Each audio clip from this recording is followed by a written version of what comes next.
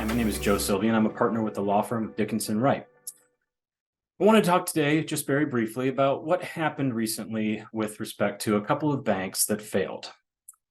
We had Silvergate, Silicon Valley Bank, and Signature Bank all go under just within the last week and a half or so. A couple of different reasons why these banks ran into trouble, and who's to blame? What's the resolution? What happens next? These are a couple of things I want to touch on today. So first with Silvergate, that was the first one to run into trouble. Silvergate was a bank that was very heavily invested in providing banking services to the cryptocurrency community. An area of banking services, which are traditional banking services, deposit accounts, checking and savings, and so forth, but providing those to cryptocurrency companies.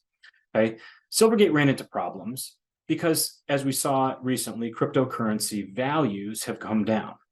And when those values go down, investors tend to try and sell. And when those sales happen, the cryptocurrency companies are buying them back in some cases, right? And so they're going to use the deposit accounts, their savings accounts that they hold with places like Silvergate to buy those back. So what you have is a deposit outflow that happened very quickly at Silvergate, all kind of around this cryptocurrency focus. With Silicon Valley Bank, it was a little bit different. Silicon Valley Bank was the darling of Silicon Valley tech startups and venture capital companies. The predominant amount of venture capital money, startup community funding was flowing through Silicon Valley Bank to the tune of about half of all of the deposits for these companies was held at Silicon Valley Bank. What Silicon Valley Bank did with those deposits, however, was a little bit different than what many other traditional banking institutions do with those deposits. What they did was they took those deposits and they invested them in long-term fixed rate treasury securities. Not a bad plan for some level of security and increased levels of capital security.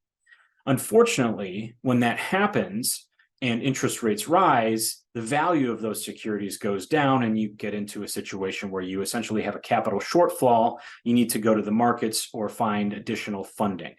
And before Silicon Valley was able to actually go to shore up that capital position, they had a bank run.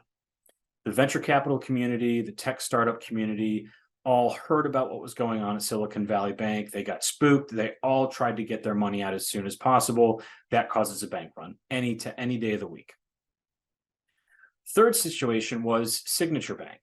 Signature Bank was a little bit of a metamorphosis of a traditional real estate focused bank that in New York City that evolved into more of a bank providing services substantially to cryptocurrency companies, very similar to Silvergate. But then they got brought into, because it was the same timing, they got brought into the bank run and the panic that was going on around Silicon Valley Bank.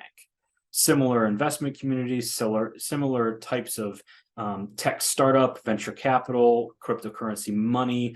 And so you had this situation where the panic kind of started with Silicon Valley Bank, but then it also spooked some of the folks that were depositors at Signature Bank. So this happened on Friday, Saturday, Sunday morning. And then what happens really is you identify the fact that these three institutions had a lot of uninsured deposits, which is really a significant reason why you see these bank runs. There's a lot of uninsured deposits, so people are afraid of losing their money because they've only got insurance up to $250,000 from the FDIC per account. Sounds like a lot of money for an individual, not so for an entity that got $30 or $40 million of Series A, B, C, D, E, or funding.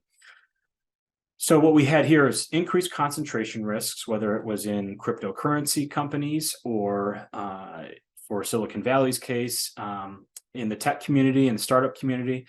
There's liquidity risks and deposit volatility when you're talking about novel products like cryptocurrencies, right?